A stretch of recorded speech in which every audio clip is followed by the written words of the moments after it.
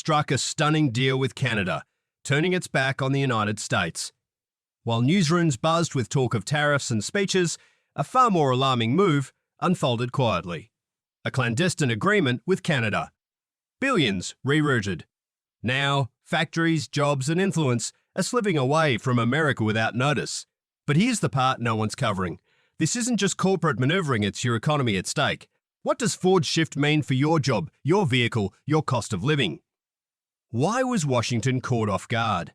And what happens to America's auto dominance if this sets a precedent? Because by the time this video ends, you'll see this isn't a typical trade deal. It's the start of something far worse. No press conference. No ceremonial ribbon cutting. No staged photo ops with workers in hard hats. When Ford Motor Company inked a multi-billion-dollar pact with the governments of Ontario and Quebec, it did so in secrecy. The agreements were finalised, subsidies secured, and plans drafted before most Americans even knew a deal was in play. By the time it reached news outlets, the machinery was already shifting literally. Factory equipment and workforce strategies were moving north. Ford's plan was calculated. It wasn't just growth, it was relocation. The company would build its next-generation electric vehicle and battery production facilities not in Michigan, not in Ohio, but across the border in Canada. The move involved billions in investment, thousands of promised jobs, and a long-term supply chain strategy that would root Ford's electric future far from its American heartland. The betrayal cut deeper than symbolism. Ford was forged in Detroit. Its identity is woven into American labor, American roads, American legacy. Yet here it was, charting a new path without a word to the workers, communities, or leaders who built it.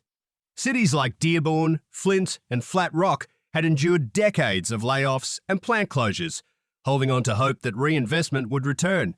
Instead, Ford made its boldest move in decades and left its most loyal behind. This wasn't a misstep. It was strategy. Ford saw the political winds shifting. It knew US infrastructure bills were stalled, American labour costs were climbing, and domestic supply chains were faltering. Meanwhile, Canada had spent a decade crafting a clean-tech industrial hub with targeted incentives and swift permitting. Ontario offered subsidies. Quebec provided lithium access. Unlike Washington, Ottawa delivered. The silence around the move wasn't uncertainty, it was protection. Ford didn't want to spark outrage until the decision was set in stone. It didn't want debate, it wanted momentum. And it got it. As the news spread beyond industry insiders, it reached the one person guaranteed to react explosively. President Donald Trump was addressing a rally in western Pennsylvania when the news hit. Within moments, he veered off script, locked eyes with the camera, and delivered a line that ignited headlines nationwide. If Ford thinks it can build cars in Canada and ship them back here, they're about to feel what a 200% tariff tastes like. It wasn't just rhetoric. It was a seismic warning. A direct shot at every corporation considering moving production beyond US borders. To Trump, Ford's move wasn't a business choice. It was disloyalty. And disloyalty demanded consequences. Within hours, his campaign amplified the threat. A press release accused Ford of abandoning American workers, aligning with foreign governments, and jeopardizing national security. Trade advisors suggested Ford's Canadian-built electric vehicles could face tariffs so steep they'd be unsellable in the US market. News channels erupted. Analysts debated whether Trump could legally impose such tariffs. Union leaders held urgent calls with the White House. Ford's boardroom, insiders say, went into crisis mode. The company expected resistance. It didn't expect this swift, targeted retaliation. But the Trump administration wasn't playing by technicalities. It was driven by optics and power. Trump had built his brand on defending American manufacturing. Ford's move handed him a perfect storm. A household name, a working-class betrayal, and a cross-border deal that screamed disloyalty. The message to corporate America was clear. Move jobs out, and you'll be called out by name. Move production abroad, and your products may not return. But this wasn't just about tariffs. It was personal. And no one felt it more personally than Michigan. DriveFed Dani went through leaked trade agreements, tariff memos, and congressional records line by line to piece this story together. If that doesn't earn your subscription, what will? We did the heavy lifting. Just hit the subscribe button and help us reach our goal of 1,000 subscribers. For decades, Michigan absorbed Ford's layoffs, downsizing, and automation with resilience and hope. Factory towns battered in the late 90s rebuilt slowly. Local unions made sacrifice after sacrifice, shorter breaks, frozen pensions, tiered wages, all for the promise of future investment. That promise is now broken. When Ford's Canadian deal went public, union halls exploded. "So, we meant nothing?" became the rallying cry. Workers in Wayne County staged walkouts. Mayors of auto towns penned open letters demanding answers. Michigan's congressional delegation scrambled to understand how such a massive pivot happened without their input or even a warning. To many, the betrayal was more than economic. It was an erasure of identity. Michigan wasn't just home to Ford, Factorizette was Ford country. The company shaped neighbourhoods, funded schools, sponsored local teams. It was part of the region's soul. And now, without notice, Ford chose another nation. Community leaders were stunned. Ford had pledged to invest in US-based EV facilities, yet the real dollars and infrastructure were flowing to Ontario and Quebec. Workers asked, if our loyalty isn't valued, what was the point of holding on? The company positioned itself as global, green, and agile. That branding won over investors. It also shielded Ford from immediate political fallout. The higher the stock climbed, the more untouchable Ford's boardroom command, the less likely they were to backtrack. Canada didn't stumble into this win. It engineered it. Over a decade ago, Ottawa began reshaping its economy to attract advanced manufacturing, tax credits for battery production, cash incentives for green industry jobs, streamlined regulations that protected the environment without stifling investment. These weren't reactive moves. They were calculated strikes in a quiet economic war. Ontario and Quebec became hubs for the post-carbon economy. They invested in workforce retraining, focusing on automation, robotics, and EV engineering. They funded partnerships. This audio was created with Podcastle.ai. Robotics, and EV engineering. They funded partnerships between colleges and factories to ensure graduates were indispensable. Crucially, they signalled to global firms that political interference would be minimal. In Canada, business remained business. By contrast, Detroit was stuck in survival mode. Michigan cut education budgets. It clashed with unions instead of collaborating. While Canada courted the future, America's industrial belt chased nostalgia, fighting for jobs technology and already replaced. When Ford weighed sights for its next-generation battery and vehicle platforms, the choice was obvious. Canada offered more than money. It offered a system that worked. Cross-border trade was stable. The electric grid was cleaner and cheaper. Talent pipelines were modern and aligned with industry needs. Public support was strong. No culture wars over EVs in Toronto or Montreal. There was stability, structure, and certainty. Washington never delivered that certainty. Ford's decision didn't happen in isolation. It filled a void left by a decade of American policy inaction. Washington had 10 years to prepare for the electric transition, automation, and rising foreign competition. Instead, it delayed. No national manufacturing strategy. Infrastructure bills stalled or diluted. EV tax credits arrived late with strings attached. Committing reform was promised, then abandoned. Every administration, Republican and Democrat, chose short-term optics over long-term planning. America didn't just lag. It opted out of the race. The private sector pleaded for direction. Ford, GM and others submitted plans, forecasts, requests. They sought clarity on battery supply chain funding, consistent emissions rules, help retraining workers for EV roles. Responses were vague, delayed, or dead in Congress. While America hesitated, Canada acted. While lawmakers debated woke policies, Ottawa built roads, signed trade deals, and funded battery startups. By the time Washington noticed, the contracts were signed. The ground was broken. The future had crossed the border. The result? Not just one deal lost. An entire phase of industrial leadership surrendered. Across the United States, Ford dealerships are turning into ghost towns.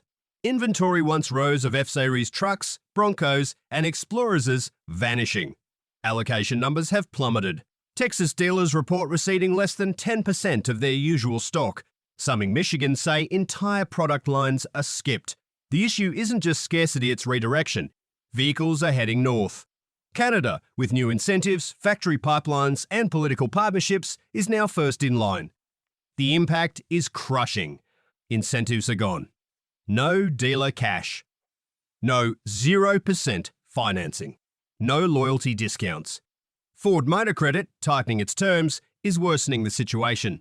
Customers enter dealerships expecting deals, only to find no vehicles and no offers. The consumer trust built on availability is crumbling.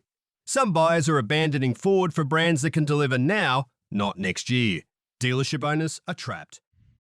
As franchisees, they have no control over production or allocation, yet they face customer anger and financial losses. Floor plan financing still demands payment. Staff must be retained. Lights must stay on. Without product, there's no revenue. Some owners are taking personal loans to survive. Others are quietly selling their businesses. Ford's Canadian strategy may balance spreadsheets, but on America's roads, it's triggering a retail collapse no incentive can fix. DriveFed Dani is breaking this story wide open, and we need your support to keep going. Hit that subscribe button now and help us hit 1,000 subscribers. Let's keep the truth rolling. What began as localized anger in the United Auto Workers has grown into something bigger, louder, uncontrollable. Ford's shift to Canada lit the spark, but the fire was already smouldering across American industry. From Iowa's meatpacking plants to Ohio's distribution hubs, the message is the same. If Ford can do this, anyone can. Loyalty is dead. Geography is irrelevant. Workers are always the last to know.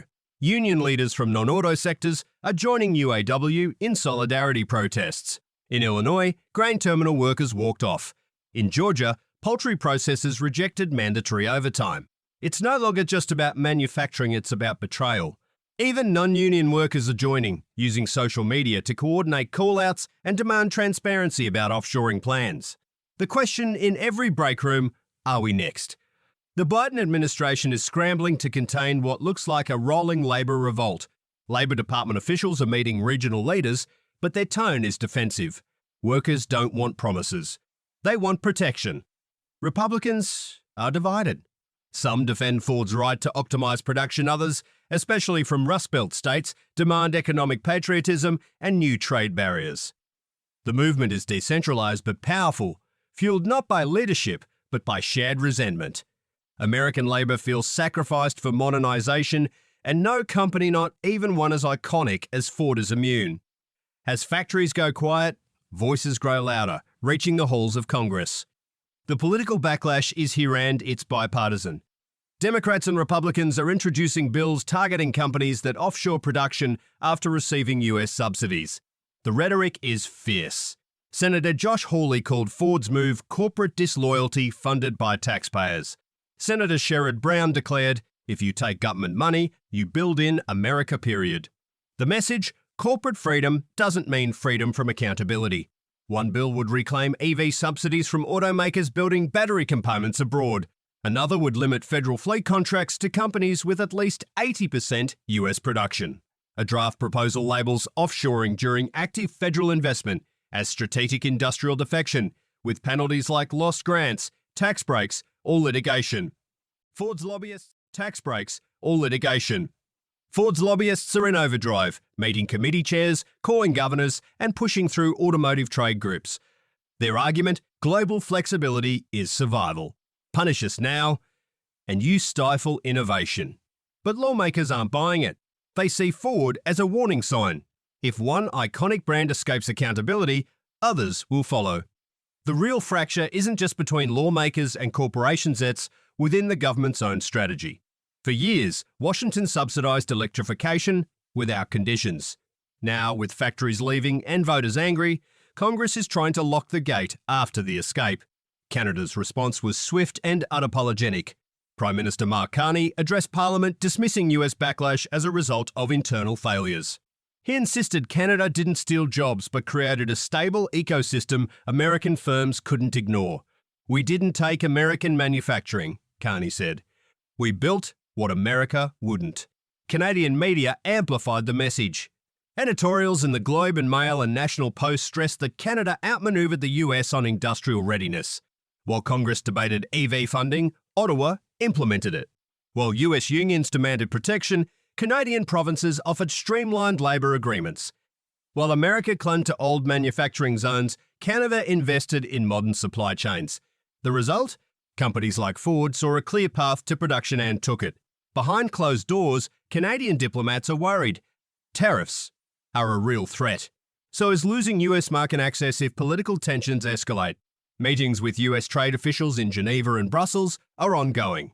Canada is pitching AET North American Green Compact, a treaty to exempt EV manufacturing from border restrictions in exchange for shared production quotas and worker protections.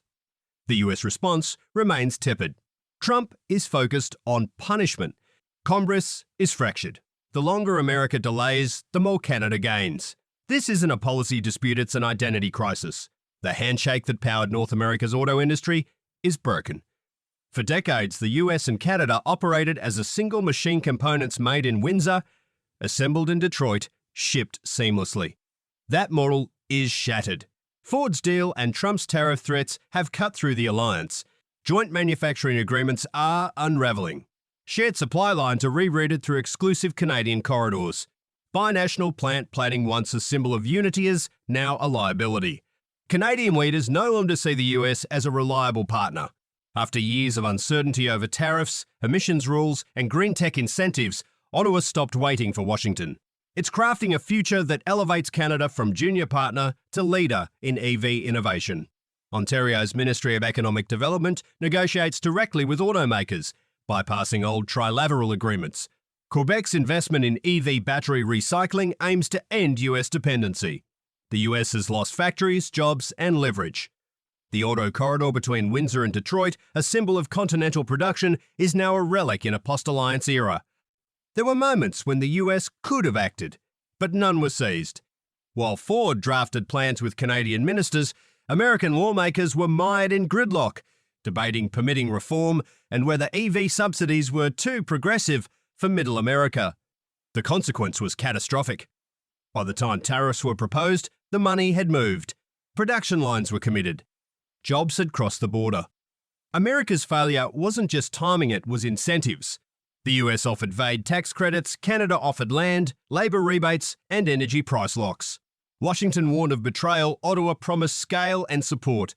One side played to politics, the other to corporate balance sheets. The result was a mass exodus of investment, not just by Ford, but by every manufacturer watching. The American response was disjointed. While Trump attacked Ford, some governors supported the move, hoping to retain supply chain scraps. Senate Republican. This audio was created with podcastle.ai. The move, hoping to retain supply chain scraps. Senate Republicans pushed sanctions. House Democrats blamed Trump-era deregulation. The lack of coordination was staggering. By the time Washington acted proposing tariffs, drafting bills, launching inquiries, the game had changed. Canada had solidified its position. The global auto market had adjusted. The US had lost a war it barely fought. Ford no longer sees itself as a car company. Publicly, it talks trucks and SUVs. Internally, it's pivoted to a mobility platform. The future isn't building cars, it's managing transportation ecosystems, fleets, data, software, logistics, AI. Physical assembly is a cost. Digital control is the profit. Ford's investment in telematics software for tracking and optimizing vehicles has grown. It's expanded into fleet management, city-scale dashboards, and subscription-based maintenance. The more data it collects, the less it needs factories. Margins now come from code, not steel. Its autonomous division, once a side project, now gets major funding. Ford's Ottawa and Toronto teams are developing algorithms for self-driving pods and micro-mobility units. Partnerships with Canadian telecoms signal a bet on vehicle communication networks, not just manufacturing. Ford is becoming a hybrid of logistics and smart city infrastructure. It no longer needs America's labour or geography. It needs cloud infrastructure, data talent, and global regulatory partners. Detroit's zip code is irrelevant. The uncomfortable truth: American car power is gone for good. The world no longer orbits Detroit. It doesn't revolve around American buyers, plants, or trade shows. The illusion that the US is the global hub of automotive innovation is shattered. By Q3, Japanese exports to the US dropped over 60%. Korean firms shifted to Europe and Southeast Asia. Canadian production ramped up, targeting Africa and Latin America. Mexico, once America's assembly line, is now an export powerhouse. The industrial map is redrawn. In the US, dealership closures accelerate. Inventory is scarce. Middle market consumers are priced out of new vehicles and electric conversions. Supply chains crack under tariffs and reconfiguration. Automakers are unfazed. Their futures don't rely on America. Ford will sell cars in the US, but it won't build its empire here. Growth is overseas. Profits are digital. Influence lies in data and market access, not factory towns. The decline of American car power isn't an emergency. It's history. The world has moved on. DriveFed Dani dug deep to bring you this story, and we're just getting started. If this opened your eyes, smash that subscribe button and help us hit 1,000 subscribers. Drop a comment: did Ford make a smart move or betray America's workers? Your voice matters. Subscribe now and join the conversation.